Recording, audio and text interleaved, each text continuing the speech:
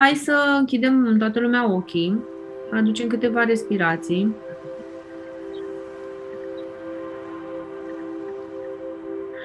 Și așa cum spuneam, tot ceea ce ne dorim în viața noastră este în totalitate dependent de ceea ce noi creăm în lumea noastră interioară.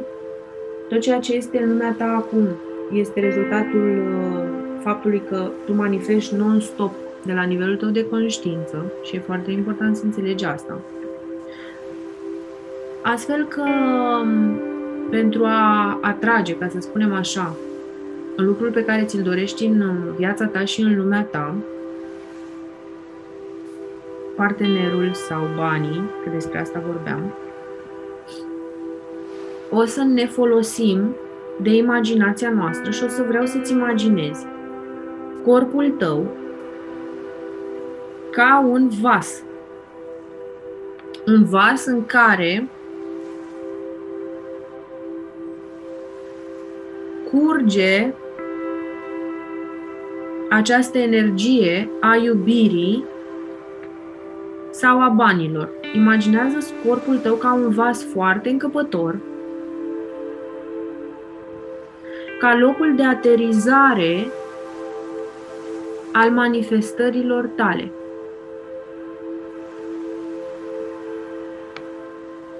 Și dă-ți voie pur și simplu să stai cu această senzație, cu această emoție, că ai primit, că a aterizat în acest vas, a curs în acest vas energia banilor sau energia iubirii și lasă să se simtă în corpul tău această energie. Fă corpul tău terenul de aterizare al manifestărilor tale.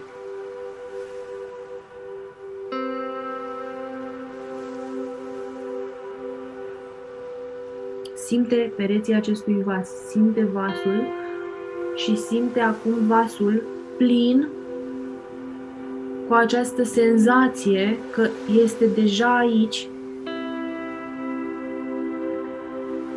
abundența, prosperitatea, iubirea, prezența persoanei dorite de tine.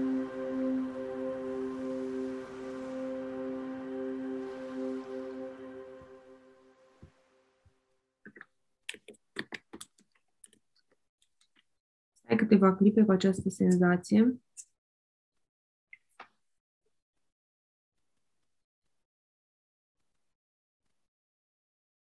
Și afirmă că mulțumești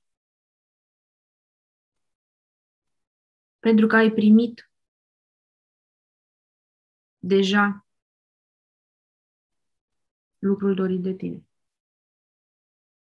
Mulțumesc pentru banii doriți, mulțumesc pentru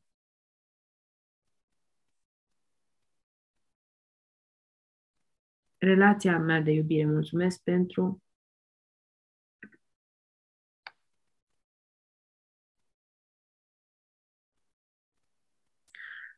și apoi, în ritmul vostru, vă aștept să vă întoarceți aici și acum, în momentul prezent.